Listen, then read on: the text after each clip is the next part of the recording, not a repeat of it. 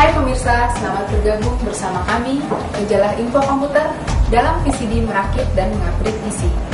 Saya Siska dan Puri. Kami berdua akan memandu Anda dalam proses merakit dan upgrade PC. Merakit dan mengupgrade PC itu kedengarannya dua hal yang sulit ya, tapi sebenarnya bagaimana? Sebenarnya merakit dan mengupgrade PC itu adalah mudah, bisa dilakukan oleh siapa aja. Kita tinggal menggabungkan komponen-komponen yang ada menjadi suatu PC yang utuh. Namun, kita perlu juga tahu langkah-langkah dari proses merakit dan mengupgrade PC itu, agar semuanya bisa berjalan dengan baik ya. betul. Oke pemirsa, mari kita langsung saja. Di hadapan kita sekarang sudah ada berbagai komponen komputer. Kita mulai dari yang ini. Ini adalah casing CompuCase, motherboard Asus, memori Corsair, kartu grafis Asus, prosesor Intel Pentium 4, DVD drive Asus, floppy disk drive, dan ini hard disk Maxtor. Kemudian kita juga butuh monitor. Kali ini kita gunakan monitor GTC. Lalu ada keyboard dan mouse, keduanya dari Logitech. Kita juga butuh speaker dari Philips. Kemudian di sebelah sini ada kabel-kabel daya. Kabel-kabel ini gunanya untuk monitor, untuk casing, dan juga untuk speaker. Yang ini adalah kabel IDE untuk DVD dan hard disk. Untuk floppy disk drive, kita butuh kabel floppy ini. Di sini kita juga butuh kabel audio untuk DVD dan speaker. Kemudian apalagi nih yang kurang? Selain itu, kita perlu juga tang, obeng, pinset, dan gelang antistatis. Karena di sini kita nggak punya gelang antistatis ya, itu gimana? Apa bisa diganti atau? Nah, gelang antistatis itu fungsinya adalah untuk meredam listrik statis yang ada di tubuh kita. Nah, supaya sewaktu kita merakit, itu listrik statis nggak mengenai komponen-komponen ini yang berakibat rusak. Ya. Nah, untuk mencegahnya, kita bisa menggunakan bodi dari casing ini untuk membuang listrik statis yang ada di tubuh kita. Sebelum merakit ya? Sebelum merakit, betul. Nah, kemudian itu kan untuk hardware-nya ya. Sekarang untuk software-nya kita pakai apa? Nah, untuk software-nya kita menggunakan sistem operasi Windows XP Professional dari Microsoft. Lalu jangan lupa driver-driver penyertanya untuk motherboard, untuk VGA card dan DVD. Lalu buku manual pun jangan lupa, ini penting sekali untuk memandu kita. Oke, kalau gitu kita langsung aja ya, karena sudah lengkap semua alat-alatnya. Iya. Pertama-tama apa dulu nih? Pemirsa, mari kita mulai merakit. Di sini di hadapan kita sudah ada motherboard. Pertama-tama kita buka manualnya dulu.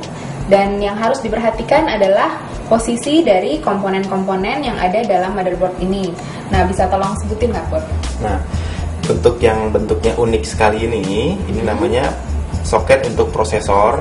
Dia ada pengungkitnya ini, pengunci juga. Jadi fungsinya dia untuk mengunci kaki-kaki prosesor. Dan yang kotak ini namanya penyangga untuk heatsink atau pendingin serta kipas prosesor. Lalu yang bentuknya panjang ini dan ada kuncinya di ujung-ujungnya ini namanya soket untuk RAM, dan yang untuk memori ya? Betul. Terus yang ini namanya soket untuk IDE, dan yang agak kecilan ini untuk floppy. Lalu yang coklat ini adalah untuk VGA card atau kartu grafis tipe AGP. Lalu ini slot-slot yang putih ini atau yang frame ini untuk PCI.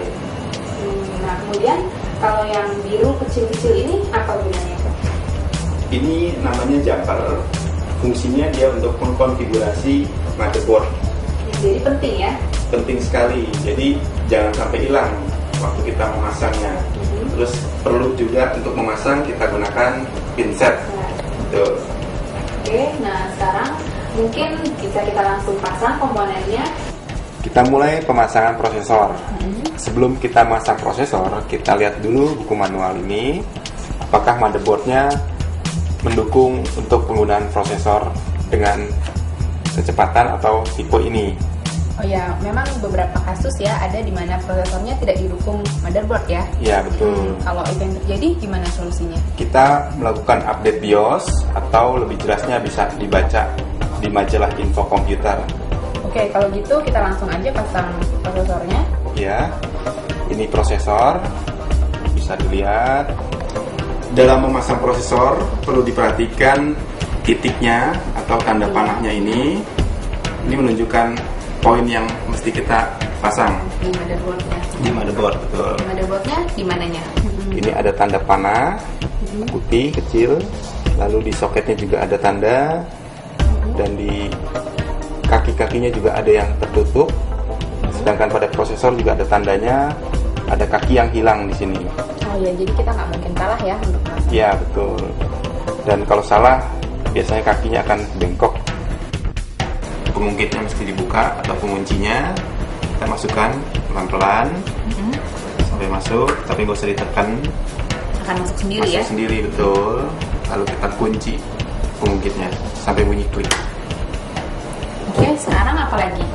Terus kita pasang kipas dan pendinginnya. Ini perlu diperhatikan juga cara pemasangannya. Di kotak, bentuknya kotak, persegi panjang, ya. Hati-hati sekali. Dan kita tekan ke ujung kakinya nih, kedua-duanya. Yang ini juga. Lalu kita kunci penggitnya ini, kita tarik. Hati-hati jarinya jangan sampai kena kejepit. Oke, setelah itu apa lagi? Setelah itu kita pasang kabel daya untuk fan ini atau kipas. Ini ada tulisannya di sini, ada tulisan CPU fan. Oh, Kita iya. pasang di sini, dan juga nggak mungkin terbalik karena ada kuncinya. Bisa dilihat. Ya, terpasang. Oke, nah perlu diperhatikan juga ini letak kabelnya Ya. waktu pemasangan itu sedapat mungkin. Cari yang terpendek terhadap penghubung ini atau jumpernya.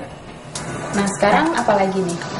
Kemudian kita pasang memori atau RAM. Ini perlu diperhatikan juga cara pemasangannya.